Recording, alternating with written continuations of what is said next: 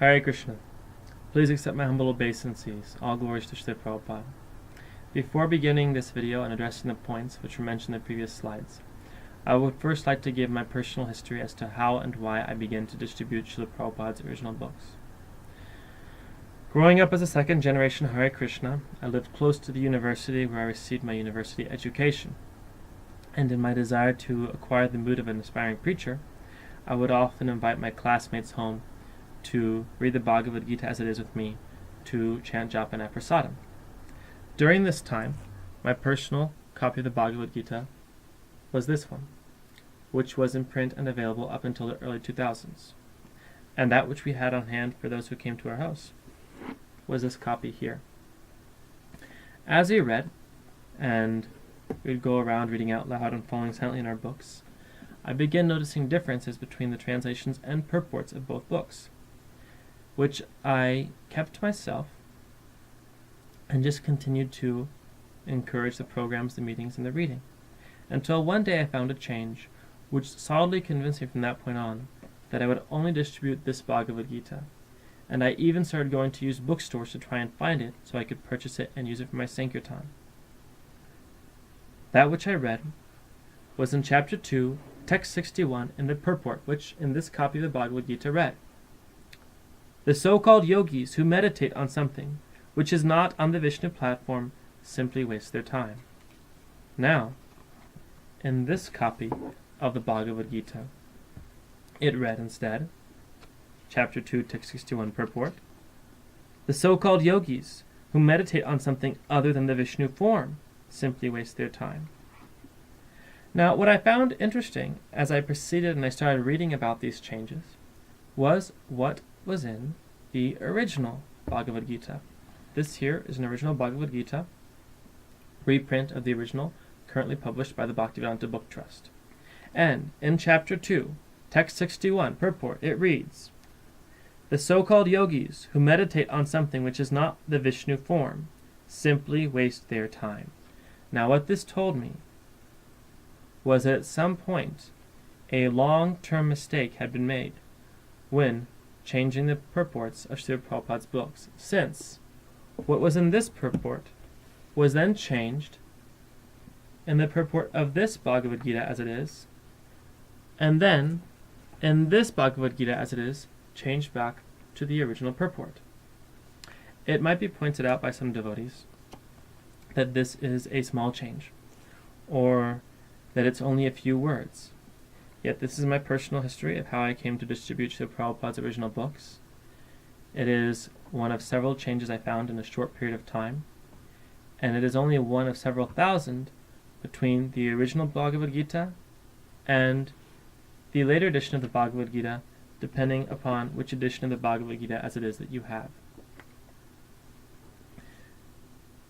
This video now is also inspired after a conversation with another Vaishnava, in which I realized that we were having difficulty because we were both trying to persuade each other instead of genuinely trying to understand each other.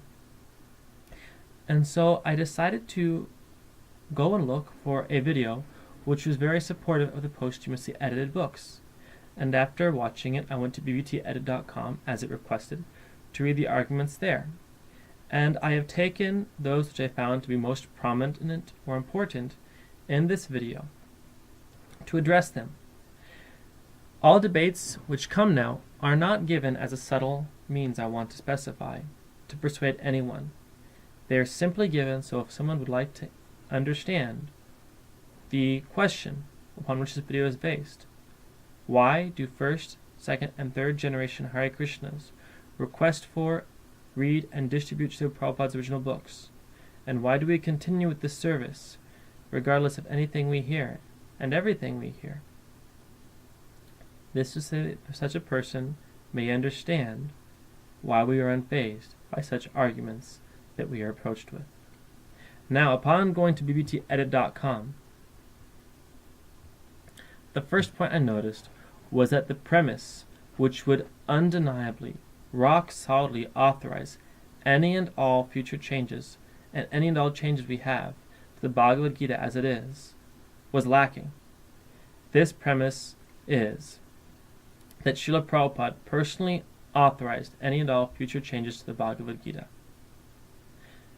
Now, we are ISKCON because Srila Prabhupada is ISKCON. Srila Prabhupada is ISKCON because ISKCON is founded and based upon Srila Prabhupada's books, and Srila Prabhupada lives on in his books. How can we change Srila Prabhupada without first asking him and having him authorize those changes himself? This premise that Srila Prabhupada personally authorized any and all future changes to his books is all-powerful and yet lacking and irreplaceable. Yet, as I went on, I did find another argument which seemed to be a replacement for this premise, which, and I paraphrase a quote, was from Srila Prabhupada, in which he said that yes, this editor is doing very good, and I fully approve of everything that he is doing. Now, for Srila Prabhupada to state that an editor who is editing his books while Srila Prabhupada is on the planet, reading and lecturing from the books and having the books read from him, is doing very good, and Srila Prabhupada approves of everything he is doing, is not the same thing and does not carry the same value and weight as Srila Prabhupada saying this editor or anyone else or any group of people working together can make any and all changes that are desired to my books in the future. It is not the same thing as Srila Prabhupada saying all future changes to my books are fully approved by me. The next point that comes up is that posthumously editing the books or works of Acharya is not new in our Sampradaya, as Srila Jiva Goswami also did this with the works of Srila Rupa Goswami. To this I respond that Srila Jiva Goswami and Srila Rupa Goswami were both amongst the 6 Goswamis, all of whom were already fully liberated personalities, either gopis or manjaris in Vrindavan. And to read the comparison that because one of the 6 Goswamis posthumously edited the works of another 6 Goswami, therefore by comparison gives us the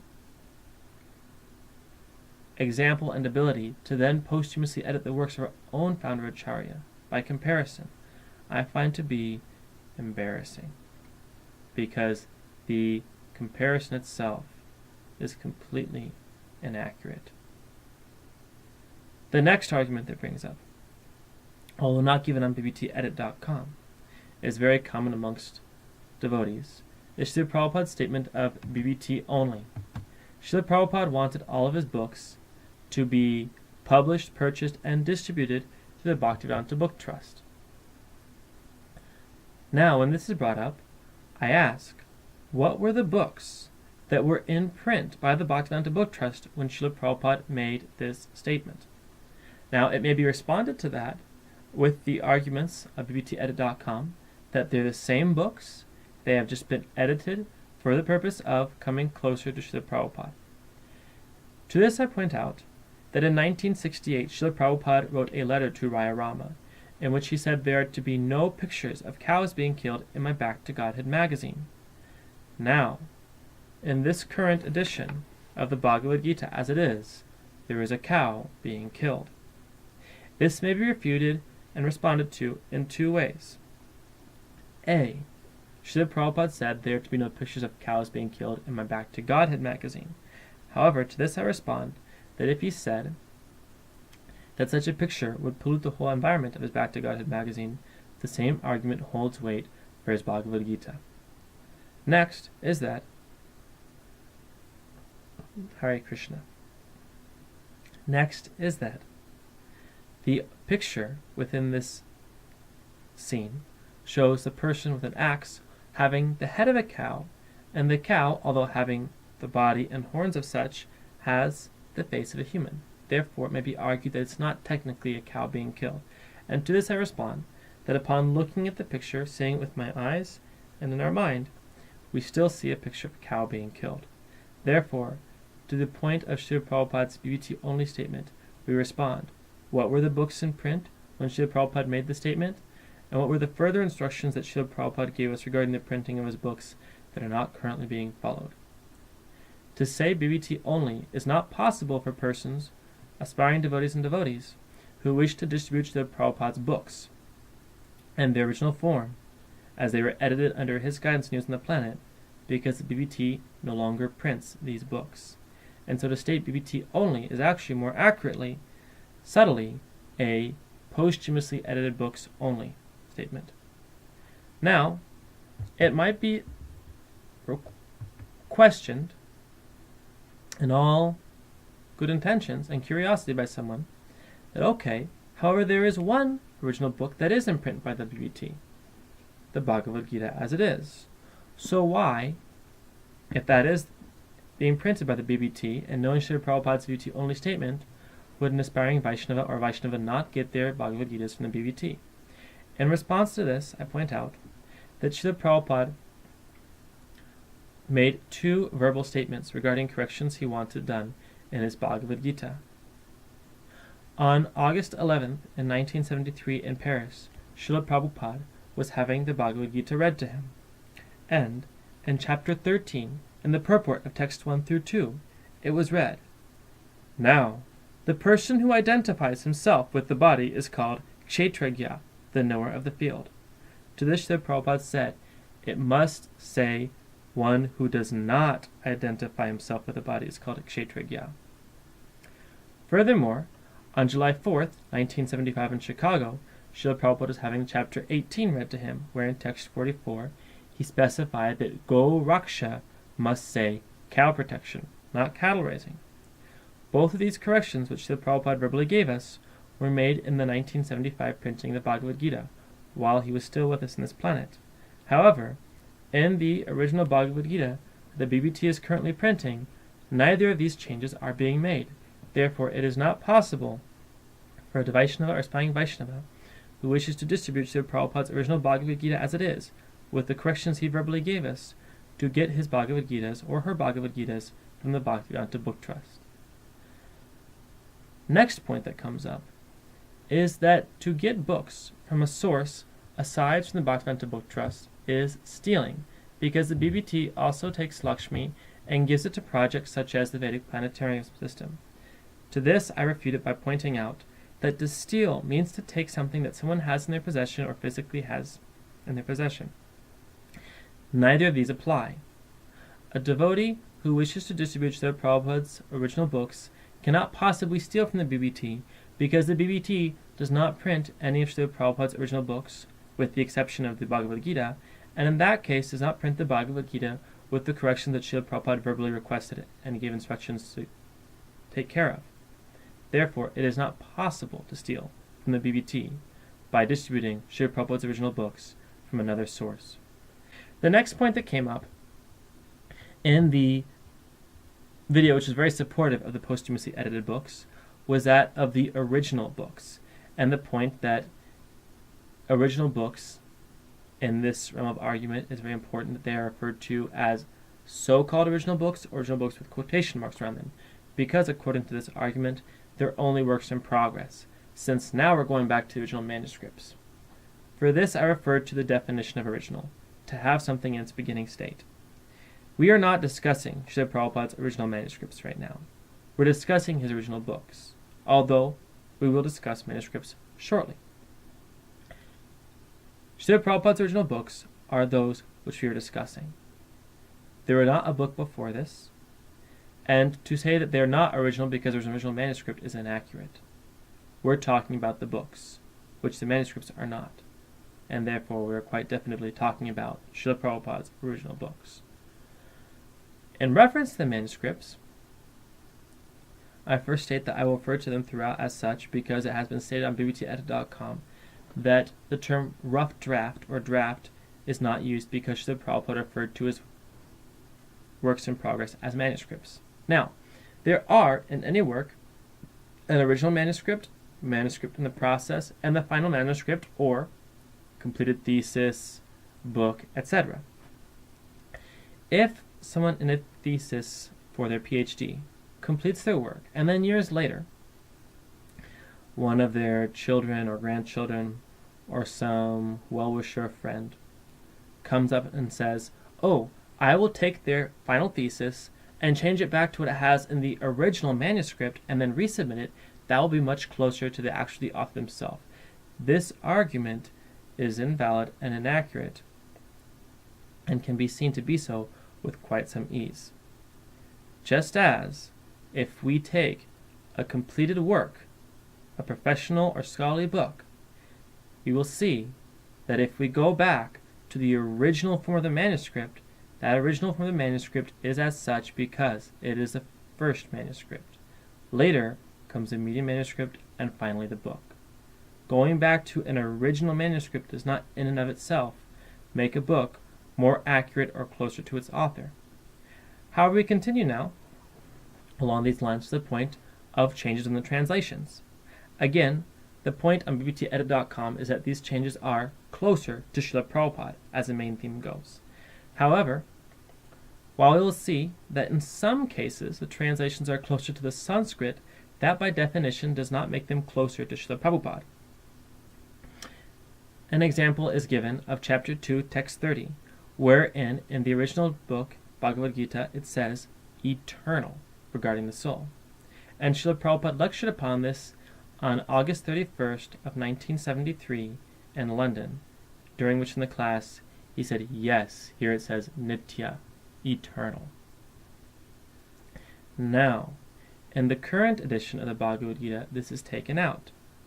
And if we have a situation where Srila Prabhupada, in his class, upon reading the Bhagavad Gita, has gone further and elaborated on a translation or upon points in the translation, if those points are now taken out, regardless of the reasoning, we are now becoming further from Srila Prabhupada because we are missing something that Srila Prabhupada deemed important enough to elaborate on.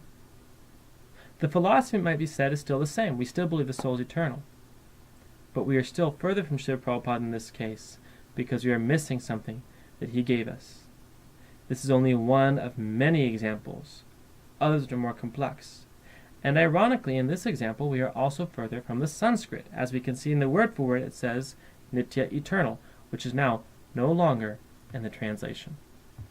Now, just as if we were in a car trip, and the driver said, all right, we will now go to this destination. If the passengers, looking out the windows, thought, oh, but now I see this landmark, and we see this landmark, we're actually going further from the destination. Just as in this case, it would not be appropriate for the driver to say, you're speaking out of turn and you're being offensive. In the same way, it is not appropriate for any persons to say that, oh, devotees or aspiring devotees, regardless of what generation they are or who they are making offenses if they disagree with the posthumously edited books. That is inappropriate. It is inappropriate to say that such persons are making offenses just because they look at factual-based evidence and go, actually, we're going further from Srila Prabhupada. It is not offensive to tell a driver that he's actually taking us to a destination further from where we were told we were going. And stating it in a very factual and simple manner, it is not offensive to tell one person or any groups of person that we are actually going further from where we were told we were going. The first offense to the holy names of the Lord is to blaspheme the devotees who have dedicated their lives to the propagation of the holy names of the Lord. Blaspheming and disagreeing are two extremely different things.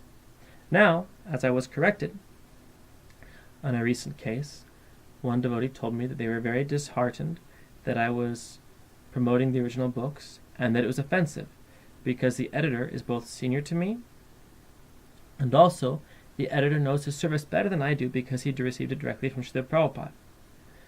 I respond to both of these by stating that the first premise, which is it is offensive because a person I disagree with is senior to me, is inaccurate because it disregards that there are persons in our movement who are both senior by the time they join the movement and who spent more time with Srila Prabhupada than the editor, who staunchly disagree with the posthumously edited books and staunchly promote the original books. Therefore, to say that we can make Vaishnava aparad because we disagree with someone who is senior to us is a false premise. Next, the statement that it is Vaishnava aparad because the editor knows his service better than anyone else having received it from Srila Prabhupada, comes under the category of blind following. When Srila Prabhupada was on the planet once, he was taking a walk, and seeing a house, said, "Oh, there's a nice house. One day we'll have one just like that for Krishna." The devotee said, "Jai Prabhupada." He said the same thing for a car they saw a short while later, and then seeing a large dog running along, said, "There is a large dog. One day we'll have one just like it for Krishna." And the devotee said, "Jai Prabhupada." Pausing, he said, "What would we want a large dog for?" Srila Prabhupada taught us not to blindly follow, and to question and understand even from himself. This is a case in which to state that we are making Vaishnava aparad because of disagreeing would come under that category of blind following. We'll give one more point as to why the premise of aparad by seniority is false. Growing up as a second generation Hare Krishna, we observed a situation for some years where a personality who had the service of being an authority in our community was acting and interacting with young children with a level of aggressiveness that was resulting that as they grew up, children were leaving the movement, often at times would walk out of the temple rooms or prasadam crying, saying they would never chant Hare Krishna again, or would become afraid to go to the temple. Now watching this, I would bring up at times to other devotees as a young teenager and growing up that this is happening. This fact is happening. We need to do something about this. And when I brought this up, I was continually told, we were continually told, that is Vaishnava aparad.